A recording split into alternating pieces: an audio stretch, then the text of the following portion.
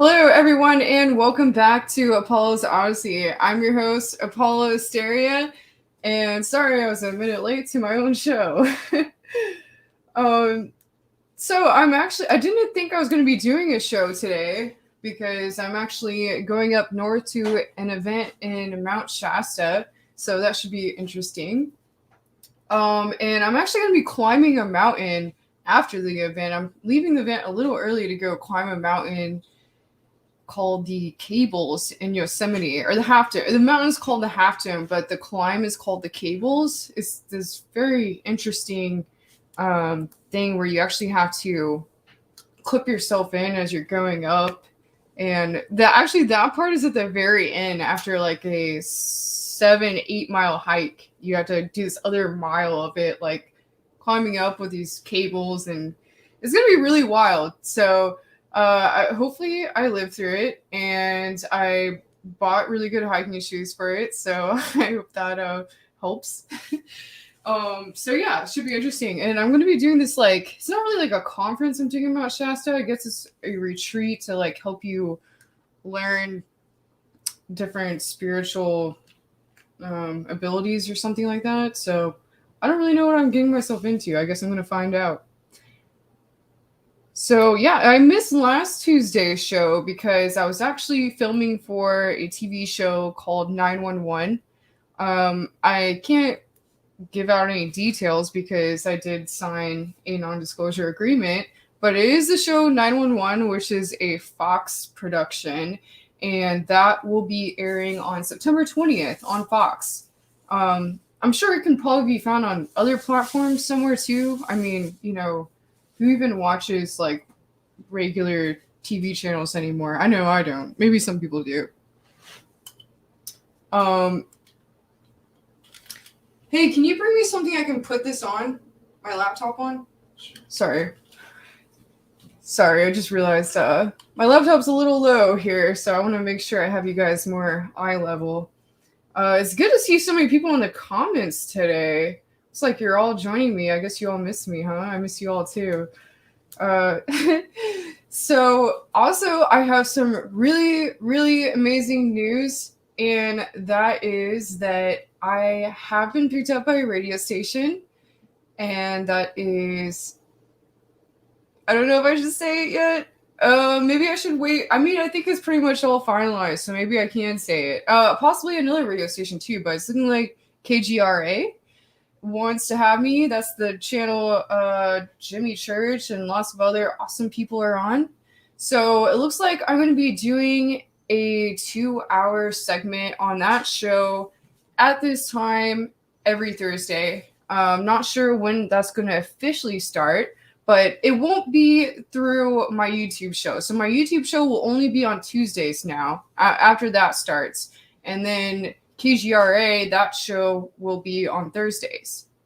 So I might have to throw in another YouTube show day, like randomly in there.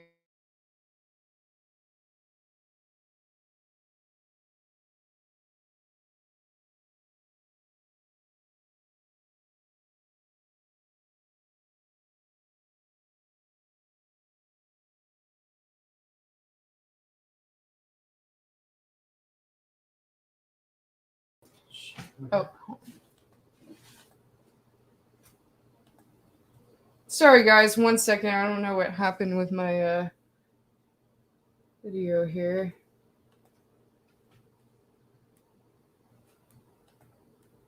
Oh my god.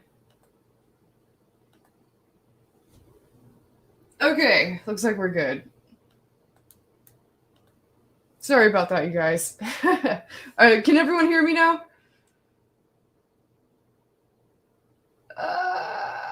Can you all hear me now? Please let me know. We're good. Okay. Sorry about that, you guys. I just wanted to move my laptop up a little higher. So I'm actually doing it from home tonight because, yeah, Jermaine, the AI archons, they're always coming to get you, man. They're always trying to get you down. But I'm a little, I'm not in my usual studio tonight. I'm doing it from home because I'm actually about to pop up north to Mount Shasta. So I had to, I'm just kind of working with a weird setup here right now. I mean, obviously, this is where I was doing my show before. But you know, I just not used to doing it from here now. So oh, the camera should be fine. Okay, well, I'm just gonna go on with this. I have a lot I want to go over on tonight's show, and one of them is apparently the Eye of Sauron has been found at the bottom of the ocean. So that should be interesting.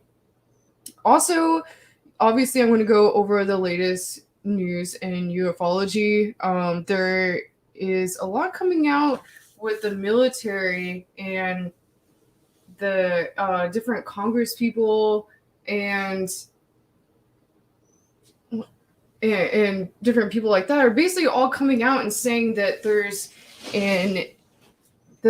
sorry for your distraction. Is everything weird? Okay, sorry. I just want to. Yeah. Okay. So basically, everyone's coming out saying that UFOs are a threat, and yeah.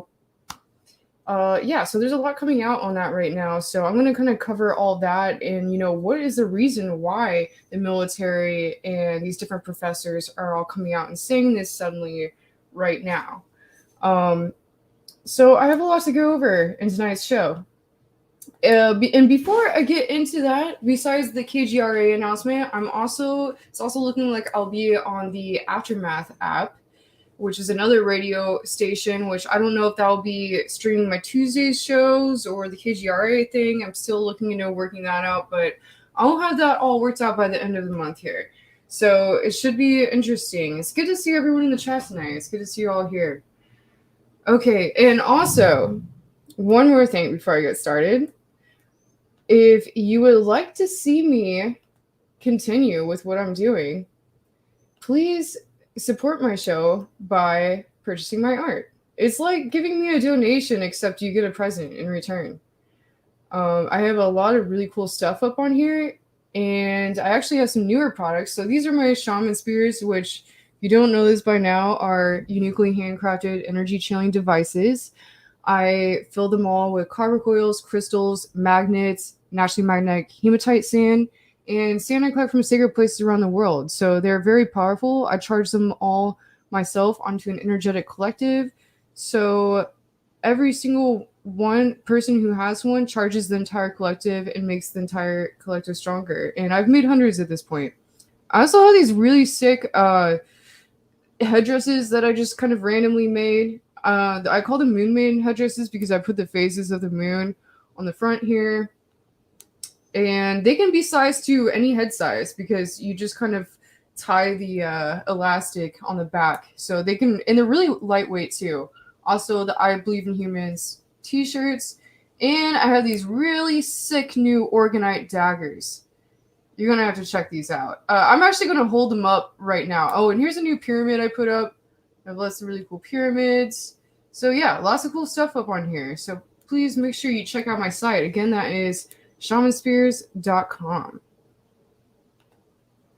And actually, I have a couple of Orgonite daggers with me right now.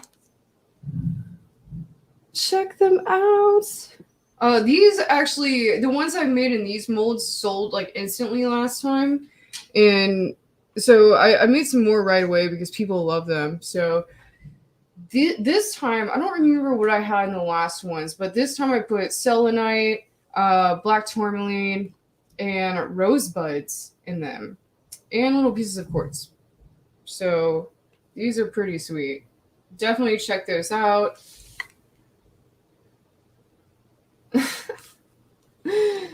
Good to see you all on here. Frank Monday, I don't know what Dark Journalist is. If any of you want to contact me, you have any information or, any ideas with interviewing me or anything like that, you can go to my website, apollaasteria.com, and that's in my show description, along with shamanspears.com. They're both in my show description if you want to go find those. And on apollaasteria.com, there is a section where you can message me. So if you'd like to get into contact with me, definitely check that out. Okay. So, who should I start with first?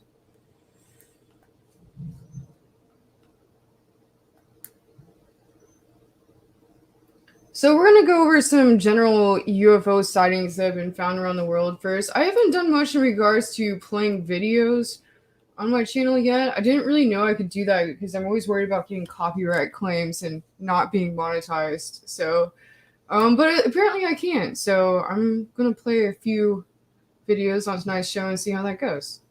So this one was found in Japan. And obviously all the news I bring up here is mostly very recent just because I like to keep things current. You know, there's so much coming out these days. It's almost hard to stay on top of things. So in regards to full disclosure, obviously.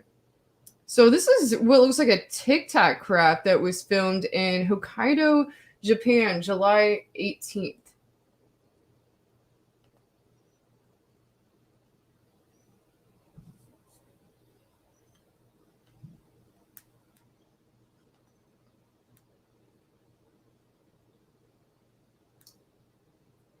Okay, I'm gonna just turn off the volume here. So yeah, obviously this is the Tic Tac craft everyone's seen around the world, and obviously the thing with that is a lot of secret space program whistleblowers have come forward and said that the reason why they use these that basically they are like refurbishing submarines for the use of sending these spacefaring technology out to outer space. So it's basically like, from what I've heard, they're basically submarines that are just basically being reused because submarines just happen to be airtight, just like what is needed to have something be sent out in outer space. So let me see, what do we have next here? That was pretty wild. Oh, I had someone send me some they said they were going to send me some UFO footage. I don't know if the audience member is here tonight, but when I pulled it up, it was just photo files. So I don't know if I can share that. I was hoping to get a video from him. But like I said, if any of you have any UFO footage to send me, please feel free to send it in the comment section on my website. So what else do we have here?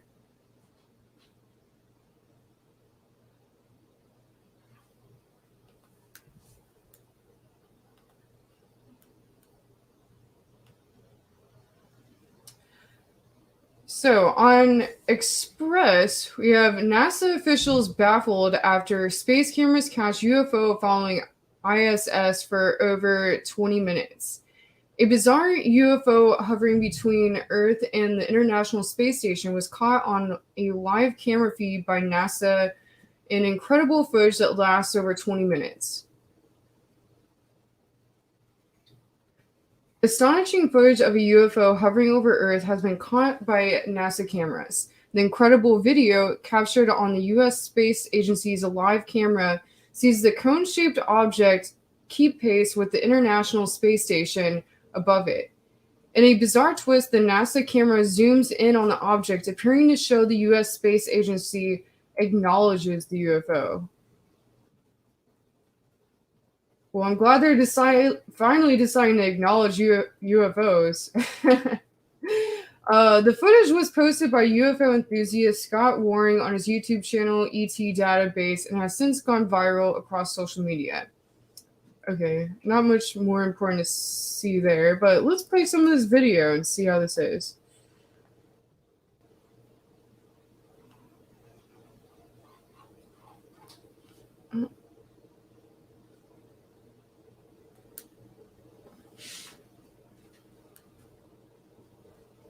Okay, I don't see anything yet here. Oh, wow.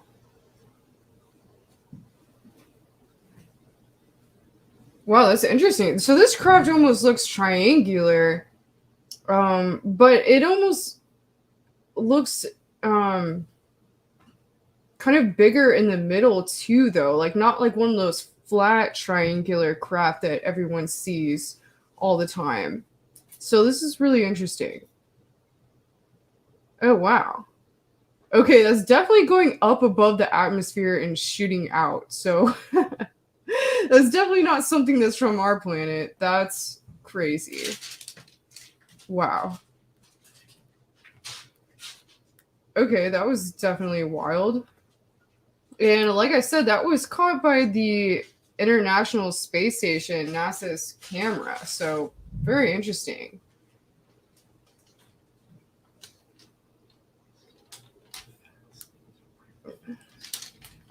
Someone told me to talk about the speed, but it doesn't have that listed there. Well, I guess, you know, it obviously is moving very quickly because it shoots up very quickly. So, that's interesting because definitely none of our craft would be able to do that. Okay, what else do I have here?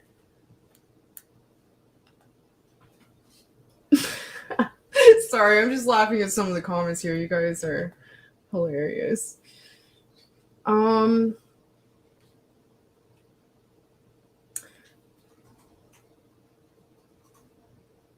Okay, so now I'm going to kind of get into what I have some articles about the military, a senator, and a Harvard professor all talking about suddenly this week. This is all coming out within the last few days, and they're all coming forward saying that the UFO phenomenon, basically that we should be paying more attention to it because it's a threat. So I want to get into that. I'm going to cover these different articles here for this next segment, and I think this is kind of interesting because it's like, why are they all coming out and saying this suddenly right now? I mean, obviously, this is something that's been kind of gradually coming out over the last few months here, or really the past year. But it's like they never want to talk about, you know, UFOs in a positive light. That kind of bothers me. It seems like they always want to talk about it in a more negative way, and they're kind of putting it off a lot of times like it's, you know, something that another government, you know, from another country is working on. So I don't know. And it doesn't make sense. Like, that could very well be the case, but I don't think we should just write it off that way either. Okay, so I'm going to start out with this this military article first. So this is by the Military Times. Why the military should work with scientists to study the UFO phenomenon.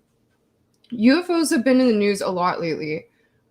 I am a research astronomer who has written and edited books and created a free online course about the search for life in the universe. While I think we are making progress on detecting life beyond Earth, I view UFOs from a skeptical standpoint, since the evidence that they represent aliens visiting Earth is unconvincing. Last month, a report from the Office of the Director on National Intelligence dropped on Congress. It described 144 sightings by military personnel over a 17-year period, preferring to use the term UAP for unidentified aerial phenomenon in part to avoid the stigma attached to UFOs. You know, I've said this before on the show, but I just think that's ridiculous. They literally changed the name from UFO to UAP just because they don't want to be associated with conspiracy theorists. So stupid. I mean, really, they should just start calling them spaceships. It's what they are. But for those like me waiting for definitive statements, the report was a big disappointment. It declined to draw any conclusions, saying the available data is largely inconclusive and noting it is limited and inconsistently reported. The report worried about increased air clutter and left open the possibility that some UAP sightings represent advanced technologies of foreign adversaries. That's a much better term than I was trying to provide earlier. I was saying governments from other countries. So foreign adversaries, I got to keep that in mind. With significant national security implications. As for UFOs as alien spacecraft, the report was agnostic. It scrupulously avoided using the words alien or extraterrestrial. That will do little to discourage true believers. So I just want to pause out there and say, if you haven't seen me go over the UAP report, I actually did an entire episode where I went through every part of the UAP report. So you can go back and find that. That was just a live of me by myself that came out in early June, I believe it was. But basically what they did in that report was they divided UFOs into these different categories. And there wasn't even a category for like alien spacecraft. It was basically all just, you know, basically like weather balloons and like space clutter, basically. So it's kind of ridiculous. So nearly half of all Americans think aliens are visiting Earth, and the UFO phenomenon has become enmeshed in a web of conspiracy theories that include accounts of abduction by aliens and crop circles. Those conspiracy theories have undoubtedly been fueled in part by the fact that the military has been secretly investigating UFOs for decades. Any rational debate over UFOs must contend with the fact that they have taken deep root in public consciousness. Will the report and increased transparency by the military change anything? Will it help draw scientists like me into a serious study of the phenomenon? Scientists will have to get over their reticence to engage with the sightings. We are in an awkward position. Rapid progress is finding planets orbiting other stars has led to a projection of 300 million habitable planets in our galaxy. There have been plenty of time for life on some of those planets to evolve intelligence and technology. We don't deny the possibility of aliens traveling from their solar system to ours. We're just convinced by the data presented so far. Most sightings can be attributed to weather balloons or astronomical phenomena such as meteors, fireballs, and Venus. Okay, well, whatever video I just played before reading this was definitely none of those things. That was definitely a spaceship. Sorry. There are many sources giving mundane explanations for UFO sightings. There have been academic studies of UFOs before in 1968, the Condon report. Okay, I'm just kind of going through this because this doesn't seem to be saying anything else very interesting. Let me see here. Okay, well, it's just interesting. I'm not going to read the rest of this, but it's just really interesting that this military magazine would be talking about this. So, that's kind of why I'm bringing this up, because this military news program is talking about it. Oh, you're right. My camera is a little blurry here. Let me just make sure this is okay. I don't know what's going on here. Okay. And also we have an article on a Harvard professor coming out about UFOs being a threat, and a senator saying that it's important to get into this more. So I'm going to bring up the other two now. Let's see here.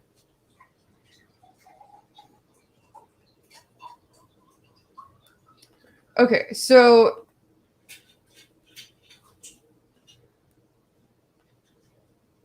this is a local news station saying former senator urges more study on UFOs. Why does everyone always have to use this picture? I'm sorry, but this really bothers me. I mean, I guess maybe it's the most credible supposed picture because it's from a military aircraft, but I think it's getting a little played out, to be perfectly honest with you. A lot of stuff that's been on Third Face of Moon lately is some really wild UFO videos that look, if you screenshot any part of any of those videos, it would look much better than this right here. Just saying. But, I guess that's credible because it's from like an Air Force pilot, so whatever. Here. Okay, so in June, an extraordinary document was released by the Department of Defense. It outlined 144 encounters by the U.S. military with unidentified aerial phenomena, commonly referred to as UFOs. After decades of dismissing UFO sightings, the government admitted that those 144 encounters, all but one, remain unidentified. But former Democratic Senate Majority Leader Harry Reid told KPBS Midday Edition that he was disappointed with the document the government released last month. Reid, who was instrumental in creating a government program to collect data on UFOs, says the 6-page preliminary report contained almost no new information. Harry Reid said he applauds the Pentagon for making it easier for military personnel to report sightings of unidentified aircraft and is urging Congress to press for more public disclosure of future sightings. As to whether UFOs documented in the report could be of extraterrestrial origin, Reed says much more scientific study is needed. He says he will follow the science wherever it leads. As if the American public is ready for the revelation UFOs are in fact alien spacecraft, the former Senate Majority Leader says the American public may not be ready, but I am. That's pretty cool. That's kind of exciting. I'm glad this guy is saying this. I don't know where this senator is from. I'm curious to know where he is from. If anyone knows, please comment below. I don't know much about him.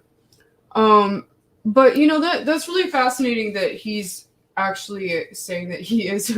I figured like reading this that he would dismiss it as being a foreign adversary threat. So I think that's interesting that he's actually coming out and saying that it may be alien spacecraft and that he would be ready for it if it was.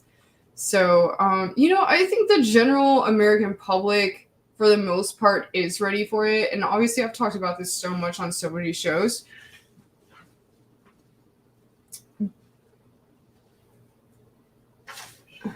Sorry, 1 second.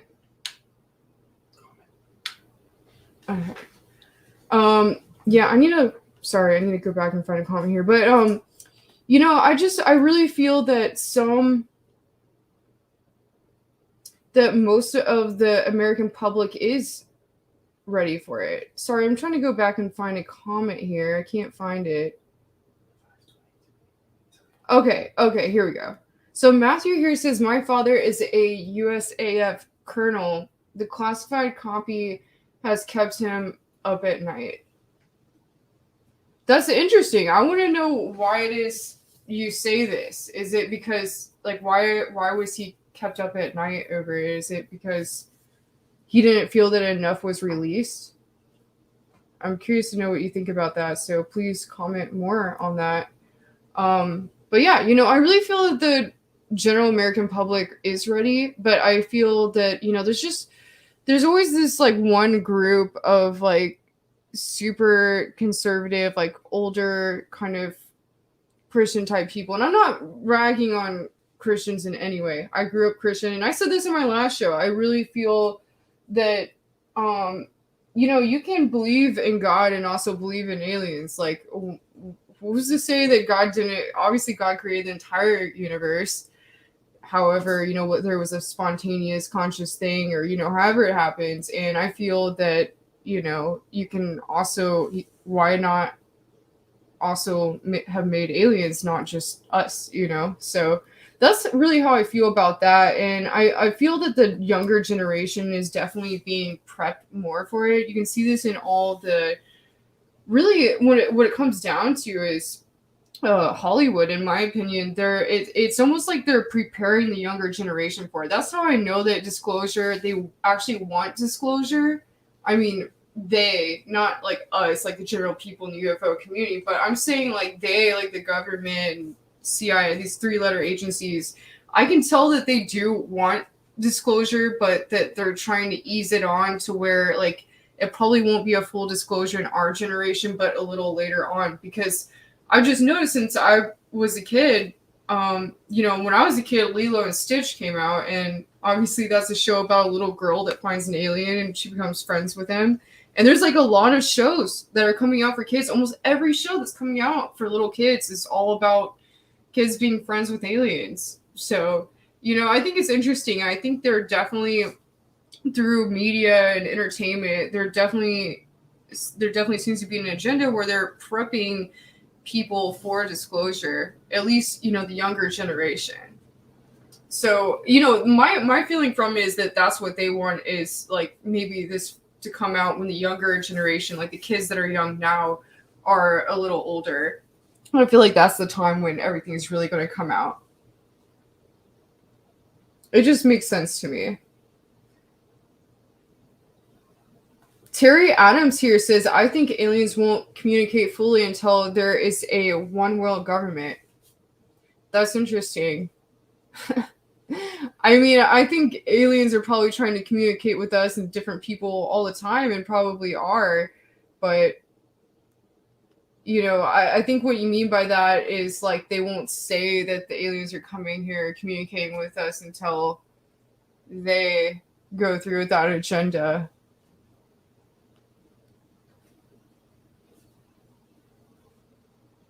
Yeah, also, a lot of people are commenting about different UFO kind of shows and entertainment. And I actually did a very interesting show with Doc Skinner on aliens in the entertainment industry. So definitely check that one out. That was a while back, but you should be able to find it. That was a really good one. Okay, so next one I'm bringing up here is next I'm going to bring up the Harvard professor.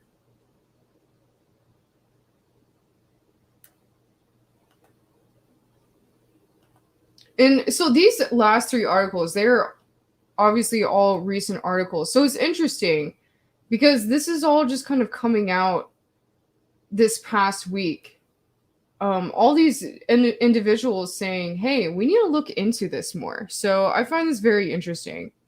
So this is UFO hunting with Harvard data. Astrophysicist advocates for scientific investigation. Again, with this photo. Come on, people. Seriously? Oh, it just bothers me so much. I'm sorry. The search for life beyond Earth has long inspired all and some and eye rolls in others. But in recent years, new reporting has made it clear that there really have been hard to explain encounters between humans and something that may be operating technology that seems straight out of science fiction. One scientist who's taking the search seriously is Harvard astrophysicist Avi Loeb, who joined GBH's All Things Considered Friday. He's the leader of the new Galileo project, which will be looking into space for possible evidence of extraterrestrial civilization. What? I've never heard of this project. I'm going to have to look into this. Okay, so what follows is a lightly edited transcript. Aaron Russ, so tell us, what inspired you to launch the Galileo project, Loeb? Two things. In 2017, there was an object, the first one that was identified from outside the solar system that arrived close to Earth and didn't look like anything we'd seen before. It didn't look like a comet, and it didn't behave like an asteroid. I believe I know what he's talking about with this, and that's definitely the that weird word, the Hawaiian word moa moa or something like that. It's probably what they're talking about. Wrath, the subject of our last conversation. Loeb, yes. I thought maybe it's artificial in origin, and in fact, I wrote a book about it, Extraterrestrial, that was published 6 months ago. And then a month ago, there was a report delivered to the Congress saying there are things in the sky above the U.S. whose nature is not identified. And you would think that's a serious matter because the intelligence agencies are admitting that they are not doing their job. The job is to protect us from adversaries, to identify anything that flies into our sky. And here they come to Congress and say, there are some objects that we believe are real, but we don't understand their nature, and they do not behave in ways consistent with the technologies that humans develop. And so here I come and say, great, well, that's a fascinating subject, very intriguing. Let's try and figure it out as scientists. And in fact, the NASA administrator, Bill Nelson, said the same thing around that time. So I approached people under him and I said, here I am to serve and make your boss happy. Nobody got back to me. And then a week later, I was approached by a few wealthy individuals that I've never met before who said, here is a total of $1.75 million. No strings attached. Go ahead and do what you think is right. And I said, okay, well, the great opportunity to assemble a team of exceptional scientists that will try to collect new data. So in a way, I'm behaving like a kid because when you come to a kid and say, this is the truth, the kid says, I don't believe you. And I will go out and check it out. And that's pretty much the nature of scientific inquiry. We maintain a childhood curiosity and we build our own telescopes, monitor the sky. The sky is not classified. And we will try to uncover the nature of these weird objects. Wrath. I would think, given the way you describe it, that the release of this report that we're talking about, I would think scientists universally would be excited. Because isn't there a love for mystery in terms of being able to explain extraordinary data? What was the reaction of it in general of the scientific community, or was there much of a reaction to it beyond you? Well, well, it was exactly the opposite of what you or I would expect. And the only reason the two of us are speaking is because for some reason other people are not using common sense. I don't understand it, frankly. And I'm pretty much curious about the world. I don't care how many likes I have on Twitter, and I keep my eyes on the ball, not on the audience. But there are lots of people that care how many likes they have on Twitter, and they try to look smart to pretend that they know more than they actually know and shy away from topics that might be viewed as controversial. I, by the way, do not have a Twitter, but actually, I just started one. I haven't used it, but if you'd like to follow me, I might start using it again. Anyway, there is a stigma on the subject, but I think it's not warranted because the public cares a lot about this and the public finds science. And by engaging in this with scientific instruments, we can attract more funds to support science. We can attract a lot of young people that will get engaged in science. And this is not just a theory. I proved it over the past week. I got funding that they didn't ask for it, and I got thousands of emails since the program was announced of people interested in getting engaged and helping scientifically the project. So I rest my case. So this information's been released by the government now. Is there enough data in there to get you started, and where do you go from there? Loeb. Yeah, so I don't want to look at the classified data because that would limit my freedom. I want to get new data that will be open to the public and will be analyzed in a transparent way. And that's what we plan to do. We plan to purchase off-the-shelf telescopes, small telescopes, a network of tens to hundreds of telescopes, depending on how much money we have currently. We have $1.75 million. If we get 10 times more, then we can pretty much get a very exhaustive study of the sky accomplished.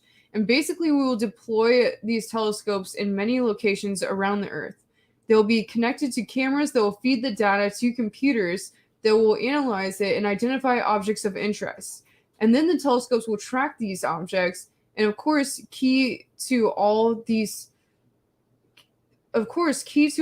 that is to have computer systems that filter out the data and in real time identify objects of interest. Wow. I'm pause that there. I just think that's so fascinating. It's really amazing that this guy is like, you know what? Like, someone needs to start a program on this, and if no one else is going to do it, I'm doing it. And that's what we really need. So that's really awesome of him. There isn't. It's not very often that I actually agree with some of these very liberal university professors, but I agree with what this guy's doing. This is great. So, Wrath, and you talked about how there seems to be a stigma attached to even talking about this among scientists. Is there any chance that this is changing? I mean, you have received a lot of interest in your book and now this project. Loeb. In the 1,000+ interviews that I've had over the past 6 months, I had an opportunity to speak with many young people, and the conclusion is simple. Let's do it. Let's forget what the audience is saying. Let's keep our eyes on the ball and do it. And eventually people would join. The way we make progress in science is by being curious, willing to take risks and regarding it as a learning experience. It's completely allowed for us to be wrong. So if we examine new data on the sky and find a mundane explanation to all these UAP, so be it. We learn something new. And there must be some exotic phenomena taking place in our atmosphere. The only way we don't learn something new is if we say business as usual. Let's ignore it, and we ridicule anyone that tries to suggest that we should get more evidence. Wrath. The report that the government released on these unidentified aerial phenomena, they didn't entertain the idea that this could be because of extraterrestrial intelligence, but they also didn't give an explanation of what on Earth was going on. It certainly makes a certain kind of common sense that, like the unexplainable technology things flying in the air, you could imagine that being an extraterrestrial civilization, but there are other explanations that make sense. Or do your scientific colleagues or anyone else offer something that's plausible other than alien activity? Loeb. Well, unfortunately, the data that was released to the public is not of high enough quality. It was obtained in a jittery camera that was in the cockpit of a fighter jet. So, obviously, this is the photo I keep complaining about. And that's not the kind of data you can use for a scientific investigation because you don't have full control over your experimental setup. And in science, you cannot rely on eyewitness testimonies. Of course, in the courtroom, there is corroborating evidence, though eyewitness testimonies, that's enough to put the person in jail. But you cannot write a scientific paper based on what people tell you. That's not good enough. What you need is instruments. That the record quantitative data that you analyze, and that's what we plan to get. Rather than rely on past testimonies or past reports that do not stand up to the scrutiny of modern science, let's just get the data and figure it out. Again, like kids, I was asked by the Harvard Gazette, the Pravda of Harvard University, what is the one thing I would like to change about my colleagues? And I answered, I would like them to behave more like kids. Wrath. Professor Loeb, it was great speaking with you again, and let's check in once you get some data to talk about. Loeb, yeah, you would be the first to know if you find the evidence for AI systems from another civilization. Wow, that was very interesting. Very interesting. Okay, so, like I said, those last 3 articles, there seems to be a common theme where, obviously the first one was just a general military Times article, and then the senator and the Harvard professor, they're all asking, we need to look into this more. The idea of extraterrestrial phenomena, this needs to be something that needs to be looked at more. So we have all these people coming forward this week saying, this is important, and we need to be looking into this. And, I think it's interesting because I think really what it is people are getting fed up with the general mainstream media just kind of, just blowing everything off, just saying like, oh, it's probably just weather balloons, nothing to see here. I mean, really, to me, the UAP report that came out, and I said this in my previous shows, just really seemed to be something that they're just trying to give the public so that everyone would just kind of stop talking about it. Like, okay, here, yeah, we don't really know, what's out there, but, like, it basically said, like, it's mostly space junk and weather balloons, but, and that's that. Like, don't ask any more questions. And at the same time, obviously the New York Times about a year ago at this time had come forward with this report saying that that this team had been coming forward about they found a UFO extraterrestrial spacecraft in an archaeological dig, and then they came out and retracted it and said like, oh, actually it was from a foreign adversary possibly. So, I think to me, it's like they're kind of testing the public in a way to see their reaction, to see how they can handle it. But at the same time, and I always say this on my shows, why the secrecy in the first place? I mean, we would never have this problem of like, how is the public going to handle everything if these things were kept a secret in the first place? And there was always transparency. And obviously this happened because of older agendas with different religious groups back in ancient times. It probably has a lot to do with them, quote unquote, not wanting us to know how powerful we really are as a human race. And, I think that's really a lot of what it has to do with, honestly. Okay, so that was really cool. But, I think it's like I was saying, I feel that a lot of individuals that are, doing in pretty high positions in society are coming forward and saying, hey, I'm going to do more about this if none of you guys out there, meaning the mainstream media, are doing anything about it, or NASA, or these agencies. So I think that's really interesting. Okay, so what else do I have here? You know, I think I'm gonna. Oh wait, what's this?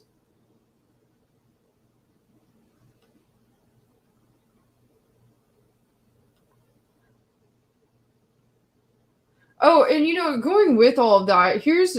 I'm not gonna read this whole article here. These are just some general images that have been released of UAPs, UFOs. Oh, here's a video.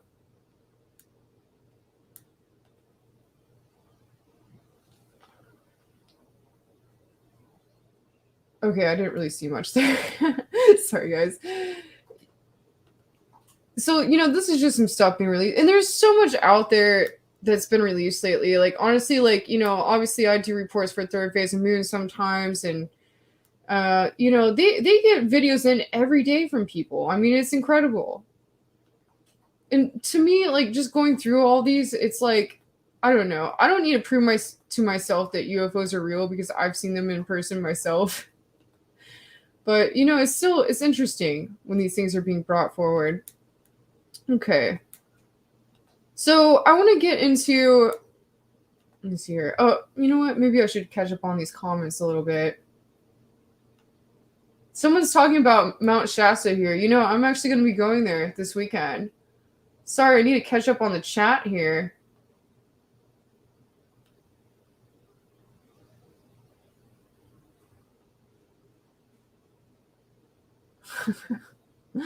Oh my god, apparently I got some flat earthers in the chat. Oh god. Okay.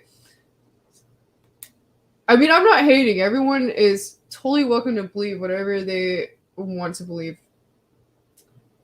Apparently everyone in here is talking about Mount Shasta, but yeah, I'm going there this weekend, so I'm excited. Okay, so I'm gonna get into the main topic of tonight's show, which is the Eye of Sauron. So apparently the Eye of Sauron has been found at the bottom of the ocean. Here it is, right here. Isn't that wild? Okay, so the Iosauron Volcano and other deep sea structures discovered in underwater Mordor. It is one of several discoveries named after the Lord of the Rings. Researchers exploring the Indian Ocean have discovered the remains of a collapsed underwater volcano with an uncanny resemblance to the all-seeing Eye of Sauron from J.R.R. Tolkien's famous fantasy series The Lord of the Rings, as well as two other seafloor structures named after places in Tolkien's Middle-earth. The eye is actually an oval-shaped depression measuring 3.9 miles. Okay, hold on. I just want to say, this is a collapsed volcano. So that means this thing went off at some point. So, and it's 3.9 miles wide. That is a huge volcano. That must have caused some extreme devastation whenever that went off. I wonder if that's something that went off during like the time of Atlantis. That'd be interesting. I'm actually reading a book about that right now.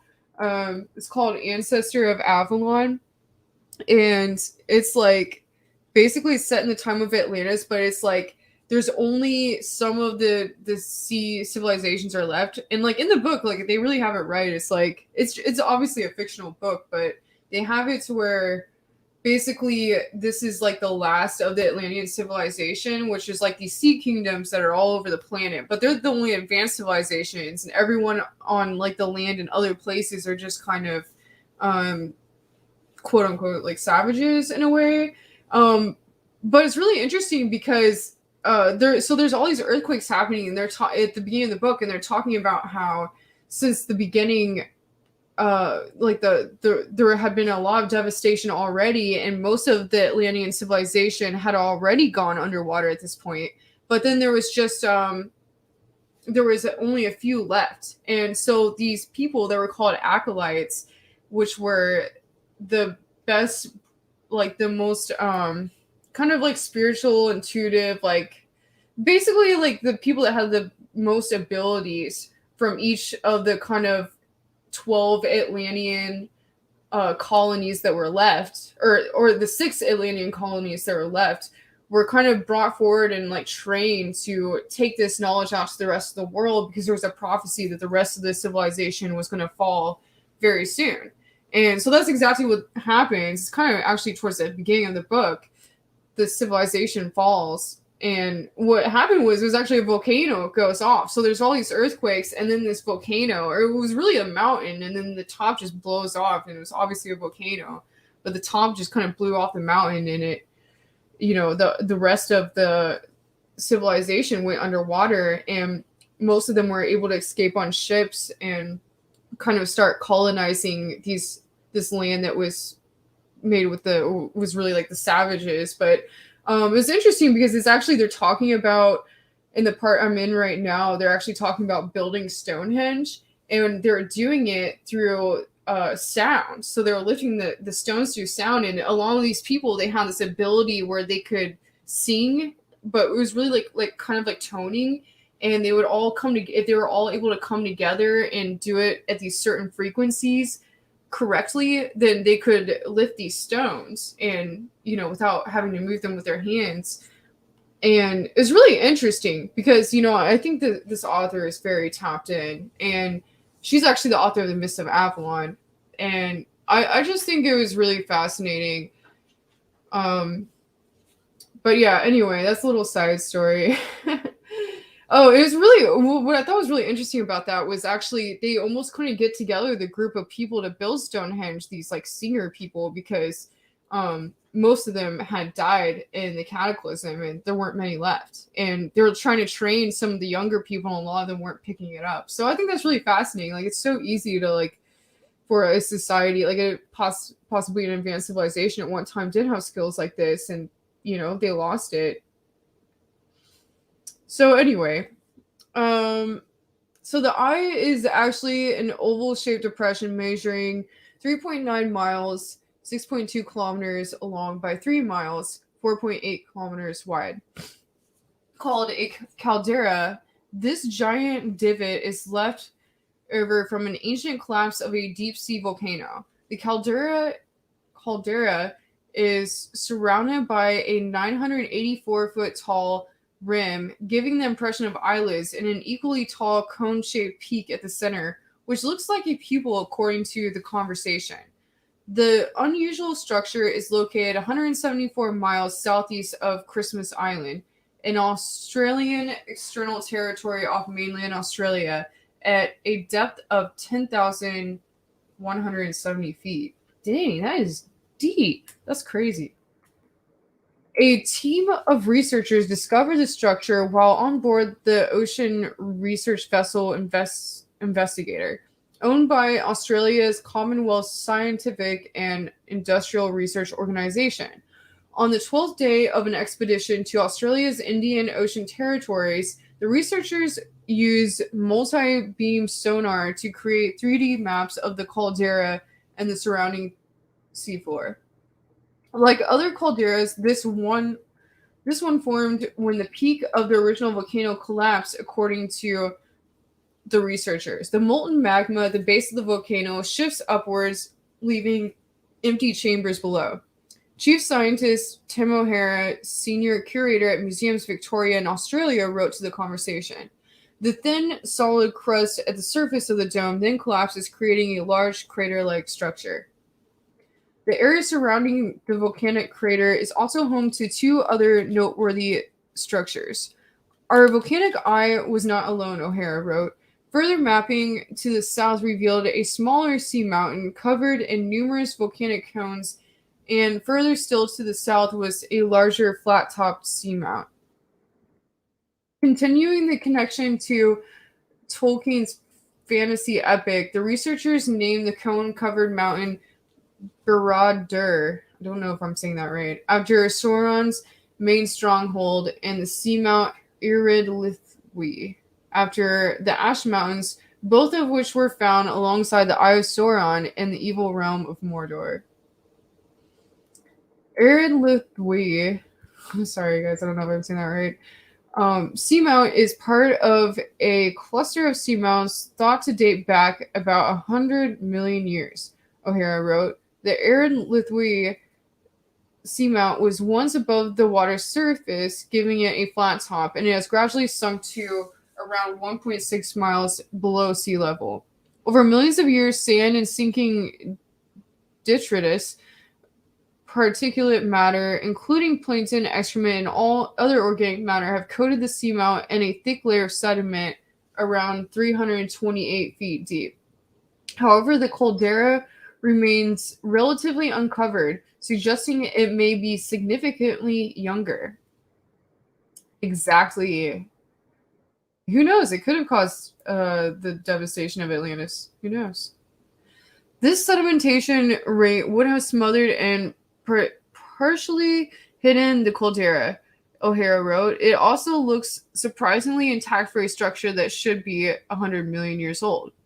This freshness suggests that the volcano was created and subsequently collapsed after the seamount began sinking into the ocean.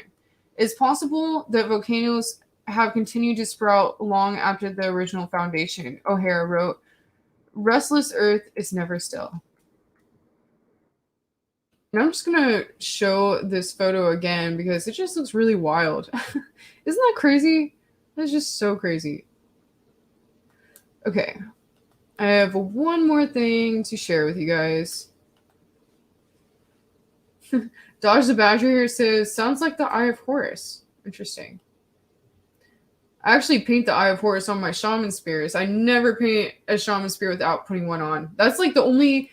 I mostly there are crop circle symbols on them, but that particular symbol I have on every single one of my spears. Okay, one more thing to share with you all before I end tonight's show.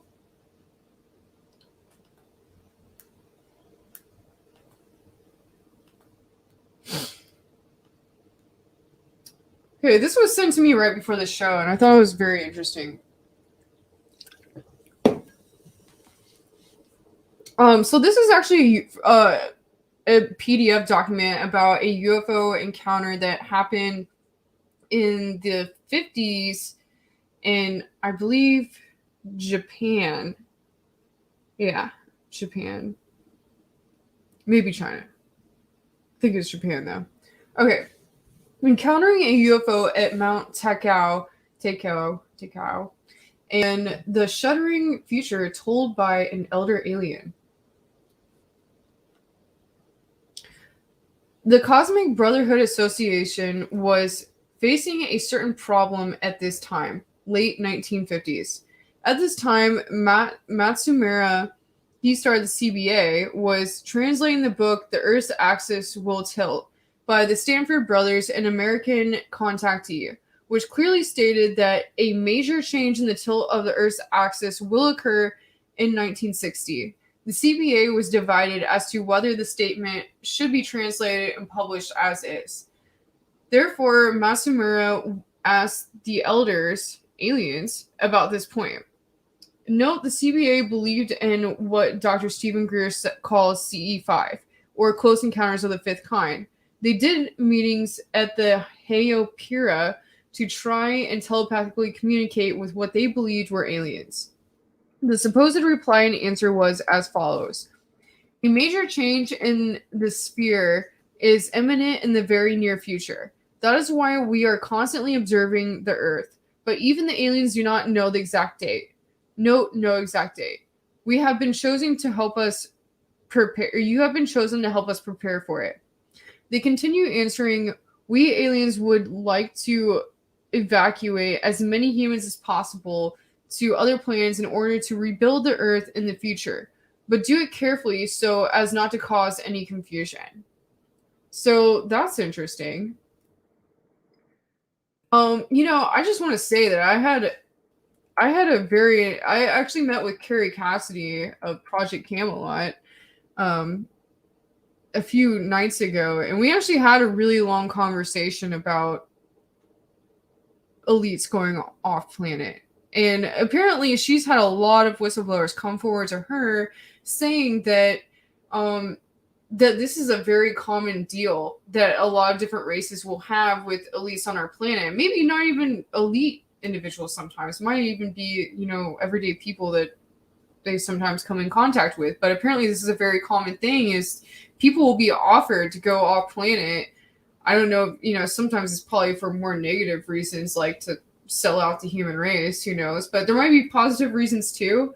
Like right here, this seems like a positive thing. Like they just want to start kind of gradually getting people off the planet to start rebuilding. I mean, I don't know why they would care about our, humanity. Maybe they're invested in us in some way, but I think that's really interesting. The charisma, and like, think about it. Like they're saying, do it carefully so as not to cause confusion. So that's interesting because obviously, if someone came out and, some government around the world came out and said, hey, we've been speaking with extraterrestrials and, they told us that basically the planet is going to go through a major cataclysm and we need to get as many people off planet right now as possible. Obviously, that would just be mass chaos and everyone would be probably trying to hijack spaceships or something. So I know that's what I would try to do. If I heard about it, I'd probably try to hijack a spaceship. So it makes sense. It really does. The charisma of Yasuki Matsumura, the transformation of the CBA and his disappearance. In the following days, Matsumura claimed to have communicated with the alien many times and received instructions to proceed with preparations for a major cataclysm. The alien stressed that things should be carried out carefully and later also instructed that newspapers should not be used. On the other hand, there seemed to be some forces within the CBA that wanted to get things done in a hasty manner.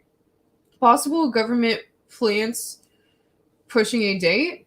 In 1960, the Senki Shimbun reported on these developments. This was known as the CBA incident. The CBA incident was because Matsumura grudgingly agreed with some others who said 1962 was a date for the pole shift, and of course this did not happen. They then got labeled as a death cult and shut down. Matsumura and the rest of the CBA executives resigned to take responsibility for the incident. This is very Japanese. Within a year, however, Matsumura returned to his post as president, and the CBA continued for a bit longer in secret to be active under his charismatic leadership. So that was really fascinating, and I think there's probably a lot of truth in that. And obviously, I mean, there's been a lot coming out that, the pole is already shifting. And, they don't know. Like, it could, from what I've heard, obviously the Earth goes through these pole shifts, from what I've heard, every 3,600 years or so. And I think, sometimes maybe it happens in a way that isn't super devastating, and sometimes it happens in a way that is extremely catastrophic. So, who knows? Like, I mean, maybe like even aliens that are watching the planet know this is going to happen don't know either. So I think that's interesting. Leak project. Rex, I would love to come on your show. I'm actually leaving town again. I just realized I was supposed to let you know when I got back in town so I could be on your show again. And unfortunately, I'm about to leave again. So I'll be back in town in a week, though. So if you want to set something up for me, please, let's do it. We come in Jeep. I like that. Rex has a Jeep, too, and we're going to do an adventure sometime. Okay, well, it was good to see everyone on here tonight. And again, it looks like every Thursday I won't be on Apolla's Odyssey, but I don't probably won't be this next Thursday, but maybe starting the Thursday after, maybe starting in September. I'm not quite sure yet, but I will be doing my Thursday shows on KGRA, and there'll be a 2-hour show, which will possibly also be streamed on Aftermath app, for those of you out there that know of that. So I'm really excited about this. It's going to be a lot of fun, and hopefully I get marketed to some more subscribers because of that. So I'm really excited about that. And it's interesting. I've known like Jimmy Church for many years, You know, I don't know him super well, but I've seen him at a lot of conferences around here, and I always really liked his show, and it looks like I may possibly be having the time slot that is right before his. So that's going to be really cool. I'm really stoked about it. And every episode of that is going to be a 2-hour show. So wow, I covered a lot tonight, and that was a lot. So, but it looks like that'll mostly be interviews. So it's going to be a lot of fun. I'm excited. Dodge the Badger here says, just like the movie 2012, people will try to sneak on these ships. Yeah, exactly. No, I will try to sneak on a ship. If I know the world's ending, I'm going to hijack a spaceship. I'll probably have to also bring an astronaut so that at least someone with me knows how to fly it. But I'll make it happen because I will survive. Okay, what else? Okay, before I leave you guys, a couple more things. First, we have Camp Disclosure coming up, and that is in Helen, Georgia, August 26th, 27th, 28th, and 29th. So I will actually be giving my presentation on solutions for humanity, and if you've seen me do that before, just note that I do it a little differently every time, so it's never the same. And this looks like it's going to be a really fun event. I'm really excited about it. So tickets are still available for that. So definitely check that out if you're interested. And one more thing here. Also, we have... I said this at the beginning of the show, and I'm just going to go over it one more time in case you weren't here at the beginning, but if you would like to keep me going, please check out my art, which is at shamanspears.com.